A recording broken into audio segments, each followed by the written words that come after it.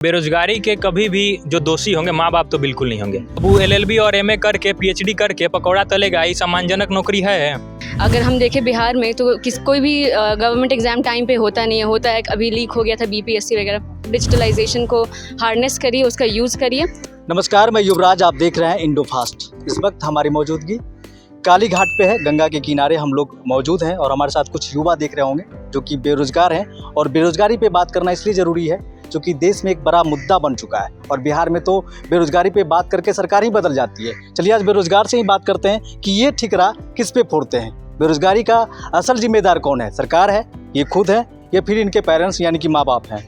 आप ये ठिकरा किन के ऊपर फोड़ना चाहते हैं? बेरोजगार का जो एक बहुत बड़ा मुद्दा बना दिया गया है, तो आप किसको दोषी मानते हैं? देखिए, सबसे पहले तो आपको हम बताना चाहेंगे कि बेरोजगारी के कभी भी जो दोषी होंगे माँ बाप तो बिल्कुल नहीं होंगे।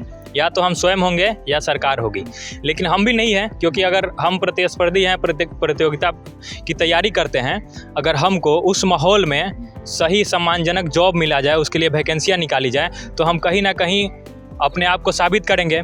लेकिन देखिए, सरकार क्या की, जब केंद्र सरकार की बात करें, वो आई सरकार में बोली कि हम 2 लाख रोजगार देंगे। आते हैं 2 लाख नहीं, 2 करोड़, सॉरी 2 करोड़ युवाओं को हम रोजगार देंगे। उनका 8 साल का टेन्योर हो गया, अभी तक 16 करोड़ रोजगार मिल जाना चाहिए था, लेकिन 16 करोड़ तो छोड़िए, 1 करोड़ युवाओं को भी अभी रोजगार नहीं मिला है। उसके बाद मोदी जी फिर आए, कहते हैं कि पकौड़ा तलिए, पकौड़ा तलना भी एक रोजगार है। अब बताइए, हम लोग MA के छात्र हैं, कोई LLB का छात्र है, अब वो LLB और MA करके PhD करके पकौड़ा तलेगा, ये सम्मानजनक नौकरी है? बिल्कुल नहीं। समाज के अगर हम इतना पढ़ाई लिखाई करके पकौड़ा तलेंगे तो समाज के लोग क्या कहेंगे? मोदी जी की बात आपने कहा, मोदी जी कह रहे हैं आप आत्मनिर्भर हो जाओ बाबू सब। आत्मनिर्भर तो उनको हो जाना चाहिए, अपना झोला वाला उठाए कैलाश की ओर चल जाए, वो आत्मनिर्भर हो जाएंगे। उनका अपना कुछ नहीं है, उद्देश्य को तो लिए हैं। अब हमको लग रहा है कि सारा सिस्टम भी खराब कर देंगे वो। हमारे साथ एक महिला भी, हम इनसे भी जुड़ेंगे। आप किनको दोषी मानती हैं? देखिए, बेरोज़गारी जैसा या और भी सामाजिक मुद्दे हैं, उसके लिए आप किसी सिर्फ एक संस्था को दोषी नहीं ठहरा सकते हैं। उसमें हमारे देश में बेरोज़गारी अचानक से नहीं आई है, ऐसा सिस्टम रहा है हमेशा से कि आज ऐसी स्थिति आई है। तो दोषी बहुत सारे चीज़ों को हम बहुत सारे लोगों को दे सकते हैं। एक तो सरकार है। अगर हम देखें बिहार में तो कोई भी गवर्नमेंट एग्ज़ाम टाइम पे होता नहीं है, होता है अभी लीक हो गया था BPSC वगैरह। दूसरा चीज़ कि हमारा मानसिकता भी है बिहार में। आप देखिए, एक तो और भी चीज़ कह सकते हैं कि प्राइवेटाइजेशन, जैसे प्राइवेट कंपनियां भी होनी चाहिए। सिर्फ और सिर्फ सरकार पर हम निर्भर नहीं रह सकते हैं, हमारे देश की आबादी बहुत बड़ी है। और तीसरी चीज़ कि हमारी मानसिकता भी है कि जैसे सरकारी नौकरी को लेकर ही हमारे यहाँ पर है, तो बहुत से लोग 28-30 साल तक सरकारी नौकरी में रहते हैं और उनके पास टैलेंट होता भी है अगर कुछ और करने का, फिर भी वो सरकारी नौकरी में रहते हैं और अपने टैलेंट को नहीं यूज़ कर पाते क्योंकि घर से प्रेशर रहता है कि सरकारी नौकरी ही करनी है। इसलिए हम किसी एक इंसान को दोषी नहीं दे सकते। हाँ, लेकिन सबको मिल के काम करना चाहिए। कहीं युवा दोषी नहीं है, युवा भी दोषी मान सकते हैं, क्योंकि अगर आज के इस डिजिटल युग की बात करें तो जो फ़ोन अपने इंटरटेन करने के लिए यूज करते हैं, उससे भी वो अपनी बेरोजगारी दूर कर सकते हैं। बहुत लोग कमा खा रहा है इसी से। क्या जैसे हम अपना ही एग्जाम्पल दें तो हम काफ़ी वेबसाइट्स के लिए लिखते हैं, न्यूज़ चैनल्स के लिए भी लिखे हैं। तो हम जब हम खुद सर्च करना शुरू किए कि किस तरह से पार्ट टाइम जॉब के लिए अगर कोई करना चाहे, तो काफ़ी सारा अपॉर्चुनिटीज़ है। और जैसे जैसे डिजिटलाइज हो रहा है हमारा देश और दुनिया, अपॉर्चुनिटीज़ बहुत बढ़ रहा है। तो सिर्फ और सिर्फ सरकार पर निर्भर रहना, अगर हम पढ़े लिखे हैं, MA कर रहे हैं, तो हमारे पास और भी अपने स्किल्स को डेवलप करें और भी अपॉर्चुनिटीज़ ढूंढे, बनाएं। जैसे अगर मोदी जी की बात करें कि उन्होंने कहा पकौड़ा तलना, तो पकौड़ा तलने की एग्जाम्पल हो गया। जैसे हम सब वो MBA चाय वाले हो के, अगर पकौड़ा भी तलेंगे तो उसका भी वैरायटी होगा, ब्रांड होगा। जैसे MBA चाय वाला है तो उसको तो हम लोग हीरो मानते हैं, फिर पकौड़ा तलने में क्या दिक्कत है? तो वो भी एक बड़ा बिजनेस बन सकता है। तो और दूसरी चीज़ कि भाई हम लोग पढ़े लिखे हैं, बहुत से लोग हैं नहीं पढ़े लिखे, तो सबको ध्यान में रखते हुए सेल्फ आत्मनिर्भर होना बहुत ज़रूरी है आज के समय में, सबसे बड़ा चीज़ है। दूसरा कि आप डिजिटलाइजेशन को हार्नेस करिए, उसका यूज़ करिए और सरकार को भी काम करने की बहुत ज़रूरी है। बिहार में कहें तो बिहार में प्राइवेटाइजेशन होना ज़रूरी है, प्राइवेट कंपनियों का आना ज़रूरी है। जैसे बोल रही है कि खुद का स्किल डेवलप करना होना चाहिए। तो सरकार क्या कर रही है लोगों के स्किल डेवलपमेंट में, वो क्या पॉलिसी ला रही है कि लोगों का स्किल डेवलप हो। गवर्नमेंट को इसके लिए कुछ करना चाहिए कि लोग अपना स्किल डेवलप कर पाए, उसके लिए कुछ इंस्टीट्यूशन लाना चाहिए गवर्नमेंट को। बेरोज़गारी सिर्फ ये युवा या फिर पेरेंट्स या फिर सरकार, शिक्षा व्यवस्था भी इसके लिए दोषी है। शिक्षा व्यवस्था को सही करना चाहिए, सिस्टम सही करना चाहिए, टाइम पे एग्ज़ाम लेना चाहिए। ये सब भी बहुत सारा ऐसा रीज़न है जिसकी वजह से बेरोज़गारी चल रहा है।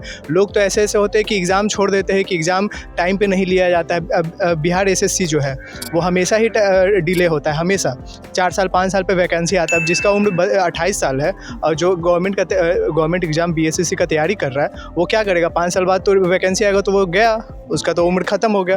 तो बस ये बेरोज़गारी का ऐसे एक कारण नहीं हो सकता, ऐसे बहुत सारा कारण है। देखिए, और यहाँ जो माइंड सेट हो गया है कि हम सरकारी नौकरी ही करेंगे और अपने कीमती वक्त बिता देते हैं और 30-35 साल यूं ही बिता देते हैं, ना शादी करते हैं ना और कुछ बिजनेस कर पाते हैं। और बाद में जब पता चलता है, जब 30-35 साल बीत जाता है, तब लगता है कि अब कुछ करना चाहिए। देखिए, जैसा कि इन्होंने भी कहा और आप भी पूछ रहे हैं कि सरकारी नौकरी का ही मानसिकता है। बिहार में औद्योगिक क्रांति हुई ही नहीं है। यहाँ ना उद्योग है ना कुछ। युवाओं के पास एक ही विकल्प बच जाता है उसके बाद बिहार के जितने भी युवा हैं कि उनको सरकारी नौकरी ही करना होगा। यहाँ उद्योग नहीं है। और ये बोल रही थी पार्ट टाइम का, तो देखिए पार्ट टाइम अगर हम जॉब करते हैं तो ये बस अभी स्टूडेंट हैं तो पार्ट टाइम में जॉब करके अभी चला सकते हैं। कल को अगर शादी हुई, बहुत सारा लायबिलिटी हो जाएगा ऊपर, तो पार्ट टाइम से क्या काम को चल पाएगा? और आज के दिन में एजुकेशन इतना महंगा है कि पार्ट टाइम जॉब से तो हम आगे वाले जनरेशन को एजुकेट, पॉकेट खर्चा चला सकते हैं, घर परिवार। हाँ, बस घर परिवार इससे चल नहीं सकता है पार्ट टाइम जॉब से। तो क्या मानना है आपका और इस बिहार के युवाओं को क्या संदेश देना चाहते हैं? देखिए, बिहार के युवाओं को तो सबसे पहले ये कि शिक्षा व्यवस्था बिहार की बहुत ज़्यादा अब खराब हो रही है। दूसरी, यहाँ व्यावसायिक शिक्षा के लिए कॉलेजेस नहीं है, यूनिवर्सिटीज़ की भी कमी है। शिक्षा व्यवस्था को सुधारने के लिए सरकार को देखिए, सबसे जरूरी ये है कि हर विश्वविद्यालय में, यहाँ जितने भी सेंट्रल विश्वविद्यालय हो, राज्य विश्वविद्यालय हो, सब में पहले प्रोफेसरों की कमी है। उसके बाद सरकार को यहाँ टेक्निकल पढ़ाई के लिए और व्यावसायिक पढ़ाई के लिए, व्यावसायिक जितने भी कोर्सेज होते हैं उनके लिए विश्वविद्यालय और कॉलेजेस खोलने चाहिए। दूसरी बात यह है कि युवाओं को भी चाहिए कि वो टेक्निकल को, परंपरागत पढ़ाई को छोड़ करके टेक्निकल की ओर जाएँ।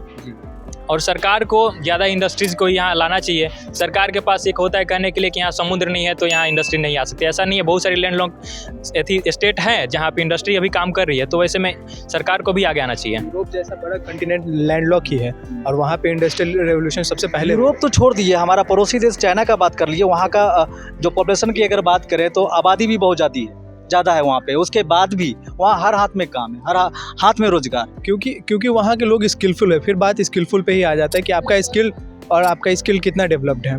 ठीक है, बताइए। एक दूसरा पॉइंट है कि हमारे बिहार की अगर हम बात करें तो यहाँ का पॉलिटिक्स का मुद्दा क्या है? जाति पाति धर्म तक ही सीमित रह जाता है और युवाओं की बात होती है, महिलाओं की सिर्फ बात होती है लेकिन काम नहीं होता। तो यहाँ हमारे देश में जाति वगैरह पर ही फोकस्ड रहता है पूरे पॉलिटिक्स में और कोई सवाल नहीं करता कि कितने रोज़गार दिए आपने, कितने प्राइवेट कंपनियां आई, ये सारी मुस्लिम में फंस जाते और खासकर जाति बिहार में बहुत ज़्यादा। सबसे पहले बिहार सरकार को आप क्या संदेश देना चाहेंगे, उसके बाद युवाओं को क्या संदेश देना चाहेंगे? बिहार सरकार को हम ये कहना चाहेंगे कि अभी जो हमारे देश में कहते हैं युवा पॉपुलेशन सबसे युवा देश है, तो अब जो परंपरागत राजनीति रही है जाति और धर्म, मेरे ख्याल से वो काफ़ी कम रेलेवेंट रहेगा आगे के समय में। तो सबसे ज़्यादा इम्पॉर्टेंट है कि यहाँ पर आप शिक्षा व्यवस्था सही करें जैसा कि उन्होंने कहा, और दूसरा कि यहाँ पर नौकरियों की व्यवस्था हो। और युवाओं को यही कहेंगे कि आप स्किल डेवलप करिए। आप बहुत सारे अपॉर्चुनिटीज़ आ रहे हैं जो कि हम लोग खुद से सर्च कर सकते हैं और पूरी तरह से बस इस मानसिकता पर मत रहिए कि सरकार ही करेगी सो करेगी। अगर आप पढ़ रहे हैं, अगर आप पर पेरेंट्स खर्च कर रहे हैं तो आपके पास इतना कैपेबिलिटी होना चाहिए कि आप खुद भी कुछ करें। तो आपने सुना, हमारे साथ 3 युवा हैं, एक महिला भी हमारे साथ हैं। तीनों मिलाकर इन्होंने अपना ओपिनियन दिया और इन्होंने साफ तौर से कहा कि देखिए, दोषी अगर माने तो कहाँ हम किसको दोषी ठहराएं। हर लोग कहीं ना कहीं दोषी है, युवा भी दोषी है, सरकार तो दोषी है ही। तो इसको बदलने की ज़रूरत है और इन्होंने एक संदेश भी दिया है कि सरकार को भी शिक्षा व्यवस्था को सुधारना चाहिए और स्किल डेवलपमेंट करने की बात इन्होंने कहा। देखते रहिए इंडोफास्ट, और फेसबुक पे देख रहे हैं तो लाइक फॉलो कर लिए, साथ ही साथ हमें ट्विटर पे भी फॉलो करें और वेबसाइट पे भी indofast.in जाके सर्च करें। धन्यवाद। आखिर मैं बेरोजगार क्यों हूं?